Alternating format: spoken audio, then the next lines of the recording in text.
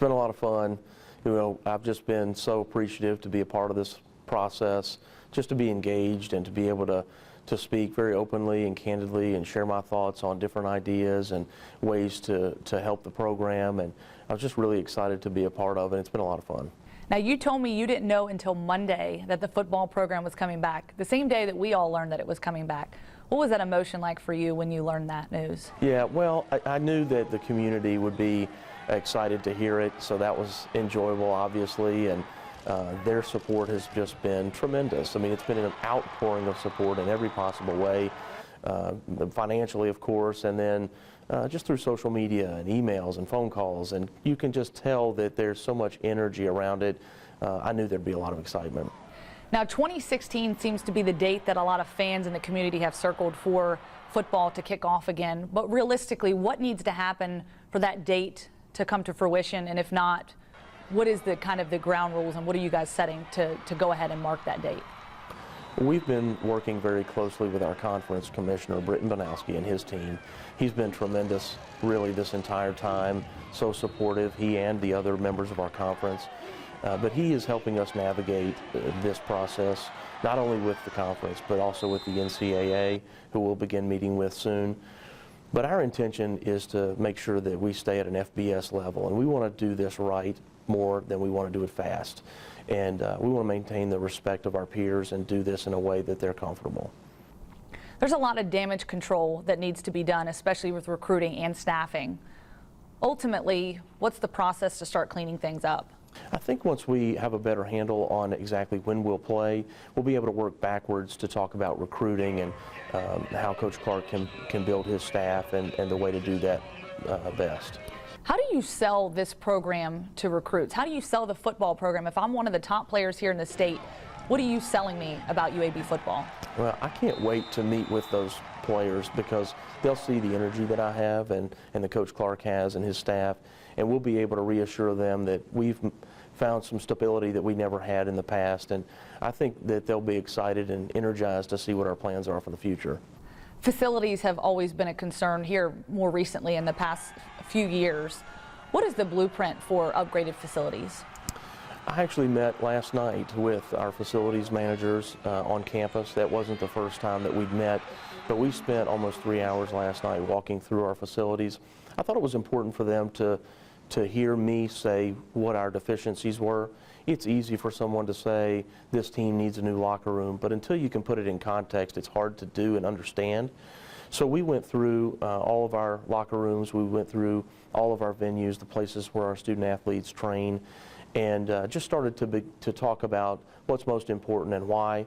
I really appreciate their time in doing that, and our intention is to provide a world-class experience to our student athletes. We want them to know that we care about them, we care about their safety. We want them to compete and practice in a place that they know is that they're comfortable and that our coaches can recruit to. And so we started looking at that and to develop our own master plan for athletics that will give us a chance to win. Speaking on facilities, is Legion Field still part of the blueprint, or are there talks about possibly moving that or building a new stadium? At this time, we intend to play at Legion Field whenever we return to play. So that's where we've got our sights set at the moment. I know there's been a lot of talk about other options, and we're certainly open to that as well.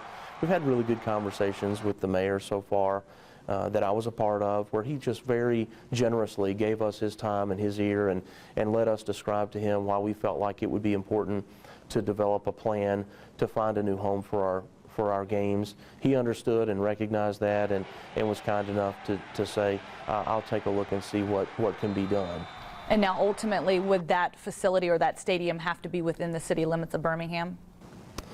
Well, our ideal scenario would be as close to campus as possible. Now, there are a number of options in that regard, and we're open to all of them. There was leftover money in the athletic budget after last year, and it was said that some of that money would be used to upgrading facilities like Bartow Arena. Is that still part of the plan, or is that being put on hold at this point? Our intention is to take a look at every facility that we have, whether it be locker rooms, practice space, or game venues, and make every adjustment that we can to improving those for every one of our teams. We don't have that definitive date set when football will kick off again, but what is the approach in scheduling these non-conference games? Once we have that date, once we are being given the green light, then what we'll do is we'll start recruiting staff and players to come join us in our effort. There's been some strong programs that have come and compete here at Legion Field in years past. What's your sales pitch to those teams to get them back here to play at Legion Field in those non-conference games?